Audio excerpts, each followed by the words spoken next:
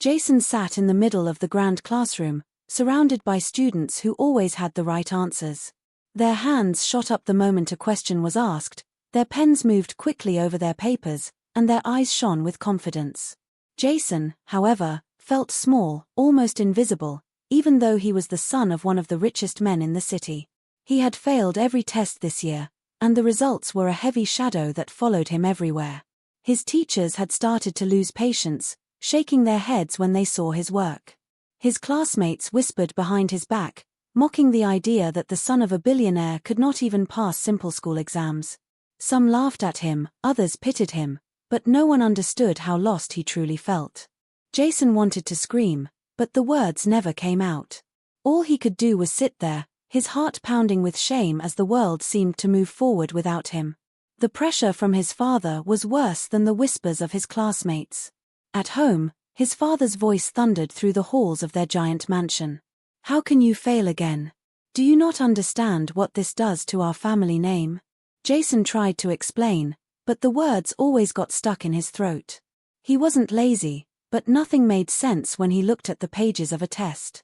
Numbers twisted into nonsense, words blurred together, and the answers slipped away like smoke. His father's disappointment cut deeper than anything else. Jason lived in a world of luxury, yet every night he lay in bed feeling like the poorest boy alive, empty and powerless. It was during one of these hopeless days that something strange happened. Jason sat slumped over his desk, staring at the red marks on his paper. Another failure. Another reminder that he didn't belong in this world of success. Around him, his classmates smirked, their voices like knives. He'll never pass. His father must be embarrassed. Money can't buy brains. Jason lowered his head, wishing he could disappear into the floor. But then, from the corner of his eye, he noticed movement in the hallway. A man stood there quietly, holding a broom in his hands. It was the school janitor. The janitor's clothes were old and worn, his shoes scuffed, his face lined with years of hard work. He didn't belong to the world of shining wealth and bright futures that filled this school. Yet his eyes, sharp and steady, focused on Jason with a look that was not pity, not judgment, but something else: understanding. Jason felt a shiver run down his spine. The janitor wasn't supposed to be paying attention to the students. His job was to clean, to sweep away the dirt, to remain unseen. But here he was, watching Jason as if he knew the boy's deepest secrets. As Jason shifted uncomfortably in his seat, he heard something strange. A low whisper, carried through the classroom noise, brushing against his ears. He turned his head, startled. The janitor's lips had moved, almost too softly to notice. Jason frowned, straining to catch the words. For a moment he thought he had imagined it. But no, the whisper came again, quiet yet clear enough to chill his heart. "The answer isn't in the books. Look deeper." Jason blinked, unsure if he had heard correctly. He glanced around the room. None of his classmates seemed to notice. The teacher continued scribbling on the board. The janitor, broom in hand, turned and walked away down the hallway as if nothing had happened. Jason's pulse quickened. What did that mean? Look deeper. Deeper into what? Was it some kind of riddle? He tried to focus on his work, but the words burned in his mind, repeating again and again. The answer isn't in the books. At the end of the class, Jason stayed behind, his eyes darting toward the door where the janitor had stood. He half expected the man to return, to explain himself, but the hallway was empty. Jason let out a shaky breath. For the first time in months, he felt something new stir inside him, not defeat, not shame, but curiosity. Why would a janitor say something like that to him? How could he know Jason was desperate for help? Jason gathered his things slowly, his mind racing. He didn't understand the message, but it felt important, as if it was meant only for him. Later that night, as Jason sat alone in his giant bedroom, staring at the books stacked on his desk, the janitor's words returned. He pushed the books aside in frustration, running his fingers through his hair. He remembered how he had always been told to study harder, memorize more, focus on the page until his eyes hurt. But none of it ever worked. Maybe the janitor was right. Maybe the answer wasn't there at all. Maybe he needed to search somewhere else inside himself, or in the world around him, not just in the neat lines of a textbook. For the first time, Jason felt the weight of failure shift just slightly. He didn't know what the janitor meant, but he wanted to find out. That small spark of curiosity was enough to break the endless cycle of hopelessness. The whisper had opened a door he hadn't known was there. And though Jason didn't realize it yet, his life was about to change forever. The next morning, Jason walked into the classroom with heavy steps. His father's angry words from last night still echoed in his mind, but even louder was the whisper of the janitor: "The answer isn't in the books. Look deeper." Those strange words refused to leave him alone. They felt almost like a secret code, and Jason could not stop thinking about them. He sat at his desk, eyes darting toward the door as if expecting the janitor to appear again. But the hallway remained empty, filled only with the noise of students rushing in and out. Jason tried to focus on the lesson, but his mind drifted. He imagined the janitor's face, those steady eyes that seemed to see right through him. For the first time, Jason wasn't worried about failing, he was desperate to understand what the janitor had meant. As the teacher's voice faded into the background, Jason noticed something odd. On his desk, right beneath his notebook, was a small folded piece of paper. He frowned. He was sure it hadn't been there a moment ago. Heart pounding, he slid it into his hand and unfolded it carefully. The note was written in shaky, rough handwriting. Only one sentence was on it: "Failure is not the end. It's the beginning, if you listen." Jason froze, staring at the words. His breath caught in his throat. He looked around, but no one seemed to be paying attention. His classmates were too busy scribbling notes, whispering, or raising their hands to answer questions. The teacher continued writing formulas on the board. No one was looking at Jason, no one had noticed the note. He clenched it tightly in his fist, his heart racing. Who put it there? It had to be the janitor. No one else knew how much he was struggling, no one else would say something so strange and personal. But how? When? The janitor wasn't even inside the classroom. Jason couldn't stop shaking as he reread the words over and over. Failure is not the end. It's the beginning, if you listen. The sentence made no sense, yet it filled him with a strange kind of hope. Maybe his failures weren't final. Maybe they were clues, steps toward something greater. But listen to what? Listen to whom? Jason's thoughts spun like a storm, leaving him more confused and curious than ever before. At lunch, Jason sat alone at his usual table. The cafeteria buzzed with laughter and chatter, but he barely noticed. He kept the note hidden in his pocket, pulling it out whenever no one was looking. The handwriting seemed familiar somehow, as if it carried years of hard labor in every curve of the letters. Jason scanned the room, searching for the janitor, but he wasn't there. He wanted answers. He wanted to demand what the words meant. But deep down, he also felt nervous. What if the janitor expected him to solve it on his own? The rest of the school day dragged on, each minute stretched thin with Jason's restless thoughts. Finally, when the last bell rang, Jason made a decision. Instead of going straight to his driver waiting outside the gates, he wandered through the empty hallways. His footsteps echoed against the tiles as he moved toward the back corridors where students rarely went. The smell of cleaning supplies lingered in the air, faint and sharp.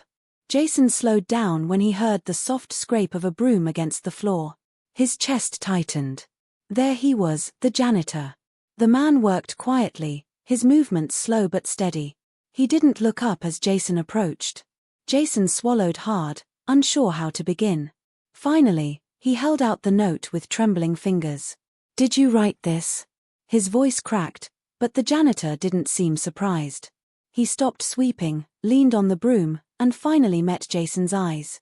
For a long moment, the silence was heavy, and Jason felt exposed, as if the man could see every failure, every moment of shame in his life.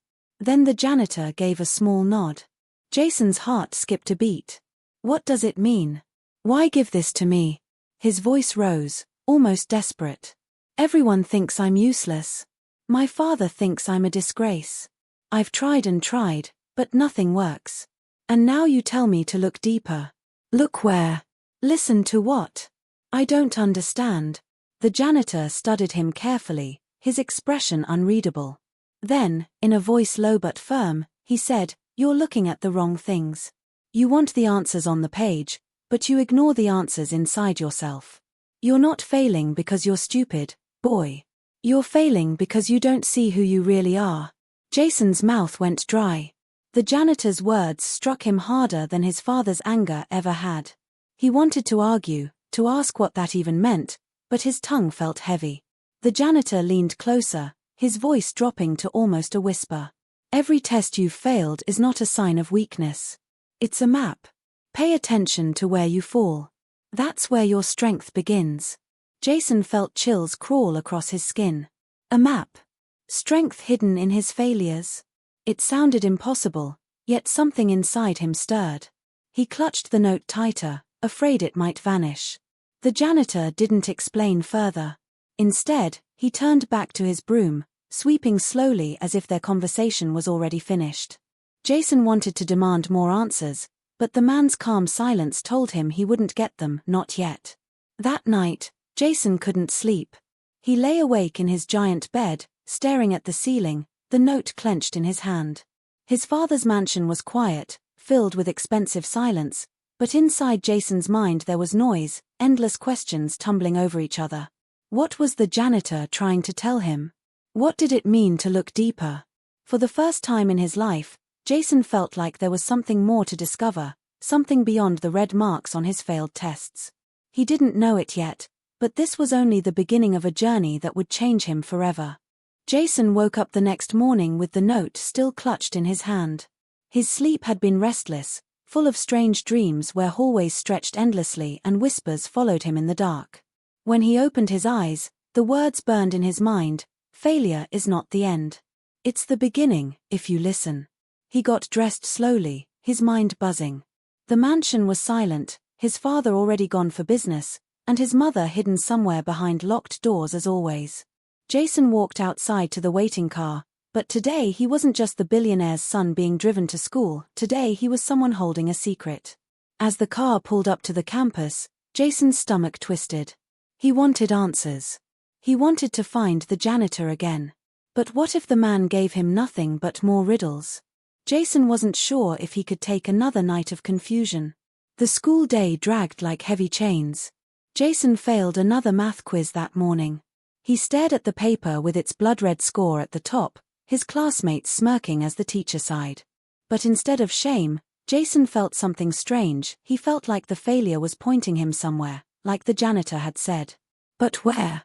He turned the paper around, staring at the mistakes. The numbers blurred, but then his eyes caught a pattern. The problems he got wrong weren't random, they all involved one particular step, one kind of problem. He didn't understand it yet, but the thought made his heart quicken. Maybe the janitor was right, his failures were a map. At lunch, Jason sat alone again. He didn't eat much. His eyes kept scanning the cafeteria, hoping, searching, but the janitor wasn't there. Just noise, laughter, trays clattering. Jason sighed and looked at the note again under the table. The words looked older now, like they carried weight from years of use. Suddenly, a shadow fell across his table. Jason looked up quickly, expecting the janitor, but it wasn't him. It was a girl. She was quiet, carrying her tray, and she didn't look at him with the same mocking eyes everyone else did. She simply said, "Can I sit here?" Jason was too surprised to speak, so he just nodded. She didn't talk much, only ate slowly, but Jason noticed something. She had the same failing math quiz he did, lying half hidden under her tray. The exact same red marks on the exact same questions. Jason's chest tightened. Could this be what the janitor meant by look deeper? Maybe he wasn't alone. Maybe failure wasn't only his. He wanted to ask her about it, but before he could, the bell rang, and she disappeared into the crowd. Jason sat frozen, staring at the empty space where she had been. The note burned in his pocket, heavier than ever. That afternoon, Jason searched the hallways again. He walked past classrooms, staircases, and cleaning closets, his eyes scanning for the man with the broom. Finally, he heard it again, the soft scrape against the tiles. Jason followed the sound down the back corridor. The janitor was there, just as calm as before. Jason held up the math quiz, his voice urgent. "You said failure is a map. Look at this. I keep failing the same kind of problem. What does it mean?" The janitor looked at the paper without touching it. His eyes, dark and sharp, scanned the page quickly. Then he looked at Jason, and for the first time, Jason saw the ghost of a smile. "Now you're listening," the janitor said softly. Jason's heart pounded. "So what do I do?" he asked. But instead of giving him an answer, the janitor picked up his broom again and said, "The clue isn't on the page. It's in the pattern. Stop running from the pattern. Follow it." Then he turned away, sweeping as if nothing more needed to be said. Jason felt his chest ache with frustration, but also something else, curiosity. The janitor wasn't mocking him. He wasn't dismissing him. He was challenging him. For the first time in Jason's life, someone believed his failure meant something more. As Jason walked away, he looked down at the quiz again, tracing the mistakes with his finger. The same step, the same weakness, again and again. If failure was a map, then this was his first clue. But where would it lead? That night, Jason sat at his desk instead of wasting time on video games like usual. He spread his quizzes and tests out in front of him. The red marks stared back, but now they looked different. He circled them, connected them, studied the way they repeated. And slowly, painfully, he began to see a path. Each failure pointed to the same missing piece, the same crack in the wall. Jason didn't solve it yet, but he saw the outline of something bigger. His hands shook as he realized this was the first time he had ever studied without being forced. No one was watching, no one was demanding it. He wanted to know. He wanted to follow the map. And somewhere deep inside, a fire began to spark. Jason didn't know it, but this was the start of a change his father, his teachers, and even his classmates would never expect.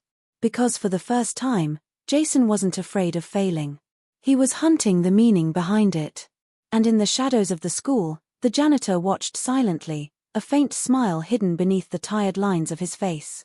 The boy had finally taken his first step.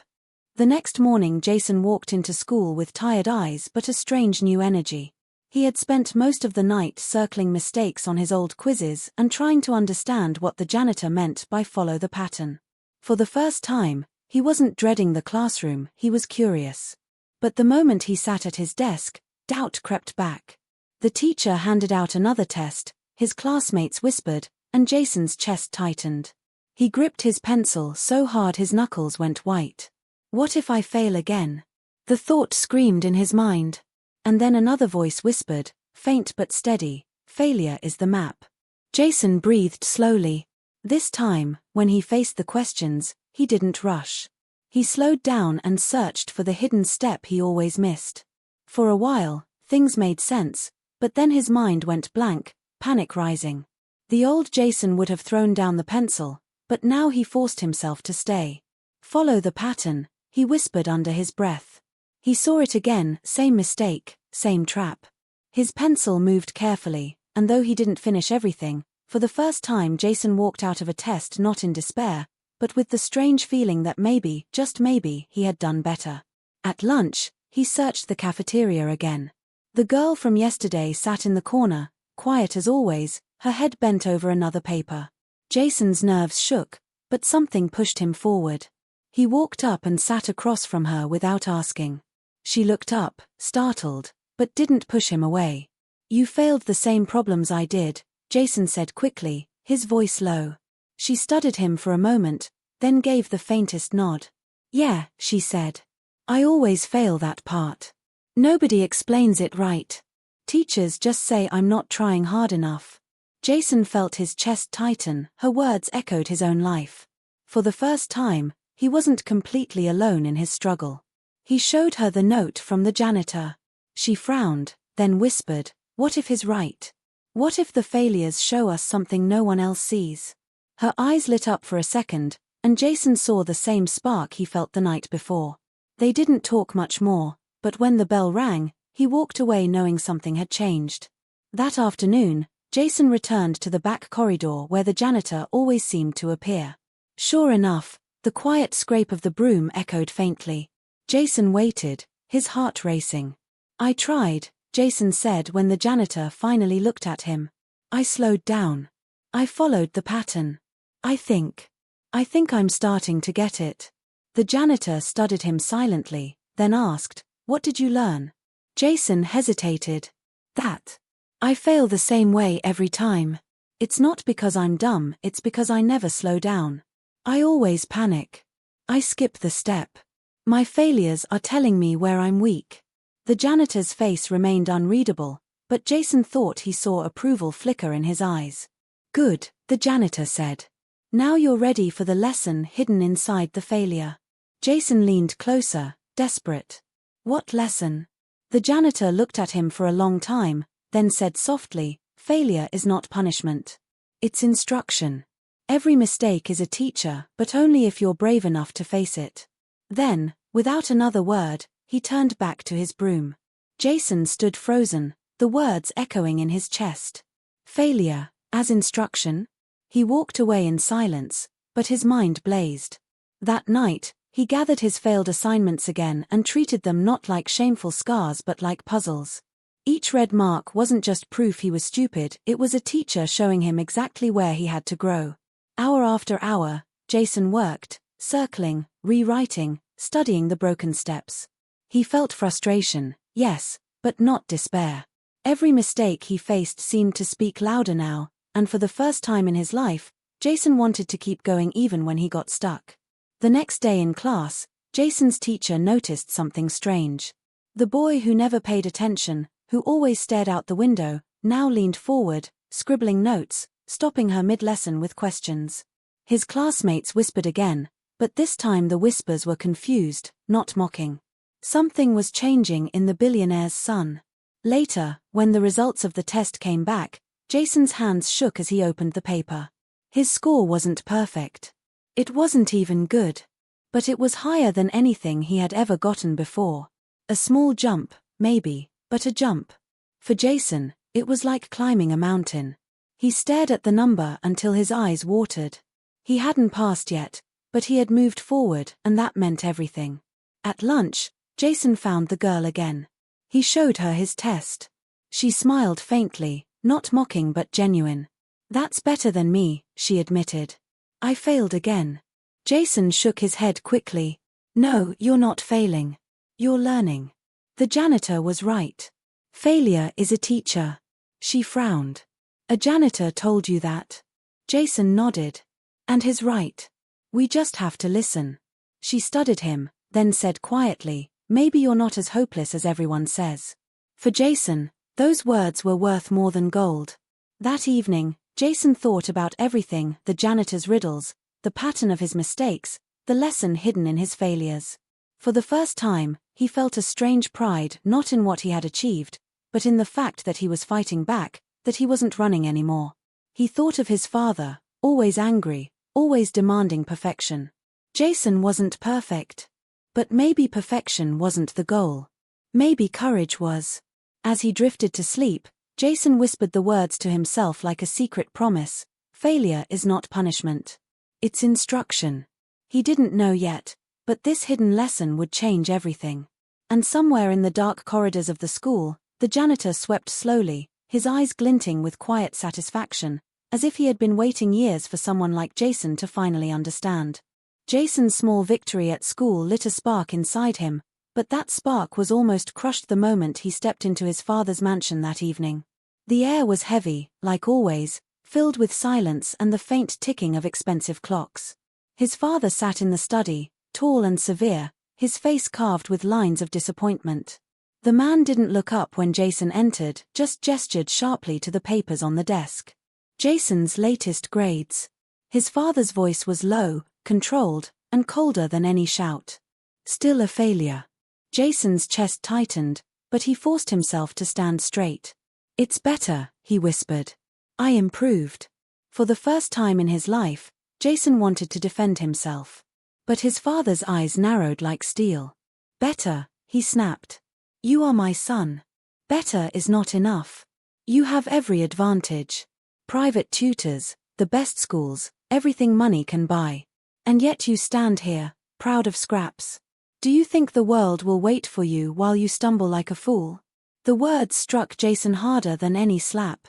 His hands shook, and for a moment, The old voice in his head returned, his right. You'll never be good enough. You'll always fail. But then, like a candle in the dark, another voice whispered back, failure is not punishment. It's instruction. Jason swallowed hard, fighting to keep the spark alive. His father rose, towering over him. You are embarrassing me, Jason. The son of a billionaire cannot be the worst student in school. Do you understand? You shame this family every time you bring home these results. Jason clenched his fists. He wanted to shout, to tell his father he was wrong, but the words stuck. His father leaned closer, voice sharp as a blade. If you don't pass the upcoming exams, you are done. No more excuses. No more protection. You will face the world alone. Let's see how far you get without my name. Jason's throat went dry. His father had always threatened him with lectures and punishments, but this was different. This was exile. The weight of those words pressed down on him, threatening to break everything he had just begun to build. That night, Jason sat in his room staring at his books, unable to breathe. Panic clawed at his chest. What if I fail again? What if he's right? His hands shook as he reached for a test paper, but all he could see was his father's cold face. The spark inside him flickered, almost gone. He pressed his hands to his head, whispering over and over, failure is instruction. Failure is instruction. But the words felt weak against the storm of fear. The next day at school, Jason was quieter than usual. He barely spoke, barely looked at anyone. Even the girl who sometimes sat with him at lunch noticed his silence. What happened? She asked softly. Jason shook his head. My father. He gave me an ultimatum. If I don't pass, I'm nothing. His voice cracked.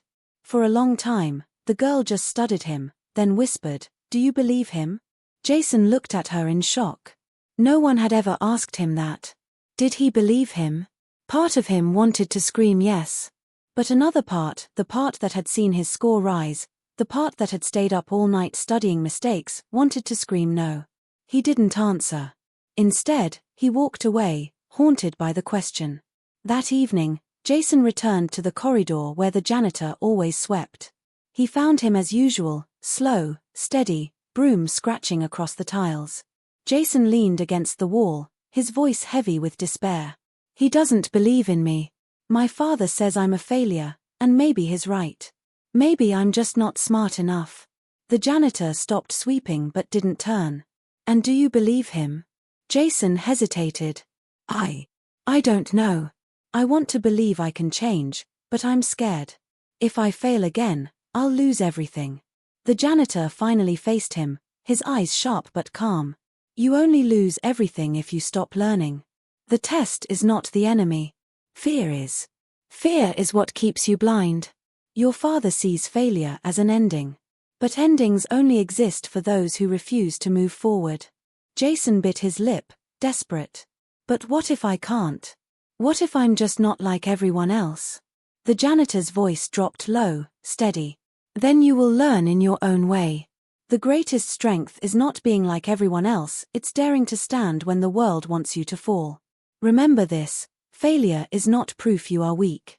Fear is proof you have not yet tried enough. Jason stood silent, the words soaking into him like rain on dry soil. Slowly, the panic loosened its grip.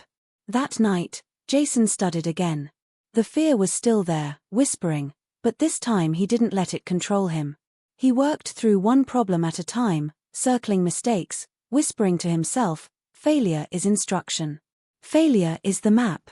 When he felt fear rising, he stopped, breathed, and forced himself to keep going. His father's threats still echoed, but now he had something stronger to hold on to. By the time the sun rose, Jason's eyes burned with exhaustion, but his heart held steady. He wasn't ready yet, not fully, but he wasn't broken either. The day of the exam came. Jason sat in the classroom, the paper before him. His hands trembled, but he breathed deeply, hearing the janitor's voice in his head, fear is the enemy. He began slowly, carefully, not rushing, not panicking. For the first time in his life, Jason felt a strange quiet settle over him. The room was noisy with scratching pencils and shuffling papers, but inside, he was calm. Every mistake he had studied whispered guidance now, like hidden teachers showing the way. Time ticked on, and though Jason didn't finish perfectly, he finished strong. When the bell rang, he set down his pencil with a steady hand. Walking out of the classroom, Jason didn't know his score yet. He didn't know if his father would praise him or curse him. But he knew one thing: he hadn't let fear win. And that, for Jason, was the beginning of something greater than perfection. Deep in the school's corridors, the janitor swept slowly, a faint smile hidden beneath his tired face, as if he had been waiting for this very moment. The exam results came out 1 week later, and the whole school buzzed with noise. Students crowded the notice board, whispering, pointing, laughing. Jason stood at the edge of the crowd, his stomach tight, his heart pounding so loud he thought everyone could hear it. He wanted to run away, but his legs wouldn't move. 4 years, he had been the name people mocked, the one at the bottom of every list. This moment would decide if his father's threat became real. Slowly, Jason pushed through the crowd, his eyes scanning the board. At first, he couldn't find his name. Panic stabbed him. Had he failed so badly they had hidden it? Then, at the edge of the page, he saw it. Not at the bottom. Not even close. Jason froze. His name sat near the middle. It wasn't perfect, but it wasn't failure. He had passed. For the first time in his life, Jason had passed. The world seemed to tilt. He blinked, afraid he was imagining it. But the numbers stayed. His score was real. A rush of air left his lungs, and he nearly laughed, but the sound stuck in his throat. Around him, voices rose. "Wait, Jason." He passed. Someone whispered. "That can't be right." Another laughed nervously. Maybe the teachers made a mistake. But Jason didn't care. He didn't need their approval. For once, the paper spoke louder than their words. When he walked into the classroom, heads turned. Some stared with shock, some with disbelief, some with annoyance. The teacher paused when she saw him. She had expected the usual excuse, the usual silence. But today, Jason met her eyes and nodded slightly. She gave a small smile, perhaps the first smile she had ever given him. Jason sat at his desk, heart still racing, but inside there was a steady flame now. He had done it once. He could do it again. At lunch, the girl who had asked if he believed his father sat beside him. She didn't say anything at first. Just slid a small folded note toward him. He opened it with shaking hands. On the paper were 4 words: "I knew you could." Jason's chest tightened. No one had ever said that to him before. He wanted to speak, to thank her, but his throat closed. Instead, he just nodded, the smallest smile breaking across his face. That evening, Jason returned home, clutching the paper in his bag. His father was in the study again, reading reports, his face stern. Jason stood in the doorway, the silence heavy. He placed the result on the desk. His father didn't look at it at first, just kept reading, as if it didn't matter. Finally, he glanced at the page. His eyes paused, brows furrowing. He looked again, slower this time. Jason waited, his chest tight. His father's mouth opened, then closed. For once, the man had no sharp words ready. After a long silence, he leaned back. "So, you finally decided not to embarrass me." His tone was still cold, but Jason heard something different buried inside. Not warmth. Not pride. But surprise. Jason wanted to shout, "I did this for me, not for you." But he stayed quiet. He simply said, "This is only the beginning." His father's eyes narrowed, perhaps sensing the change in his son's voice, but he said nothing more. Jason turned and left, his steps steadier than ever before. The next few weeks changed everything. Jason no longer studied only to survive. He studied to understand. Every night, he sat with his papers, circling mistakes, whispering the janitor's words like a shield against fear. Slowly, subjects that once felt like walls began to crack open. He started to see patterns, connections, ideas he had missed before. When he raised his hand in class one day, the whole room fell silent. Jason had never volunteered before. The teacher nodded cautiously, and Jason gave the right answer. A wave of shock rippled through the students. Whispering spread, but Jason didn't look at them. He looked at the problem on the board, and for the first time, it made sense. He wasn't perfect. He wasn't the best. But he was growing. Still, the journey wasn't smooth. Some nights, fear returned. Some days, old habits pulled him down. He failed small quizzes. He made silly mistakes. Once, he nearly threw his book across the room, screaming in frustration.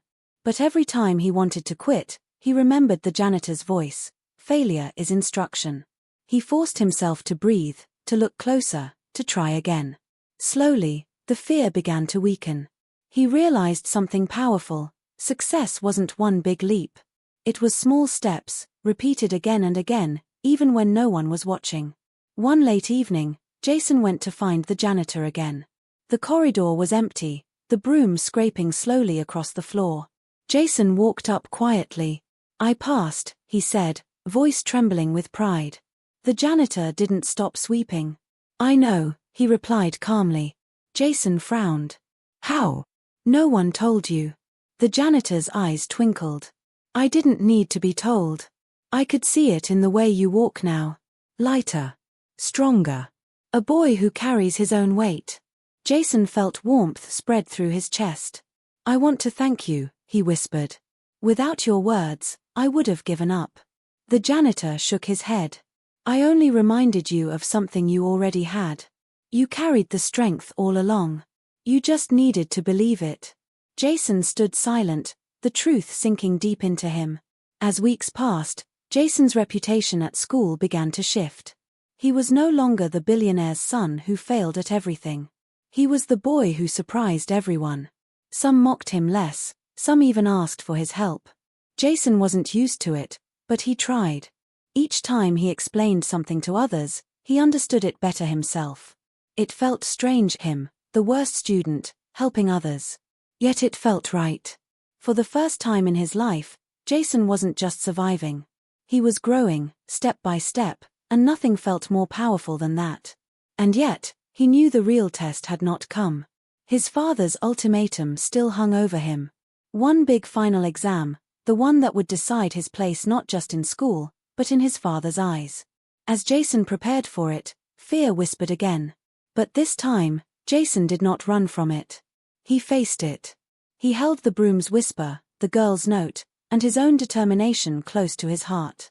He was no longer the boy who failed everything. He was Jason, the boy who had begun to rise.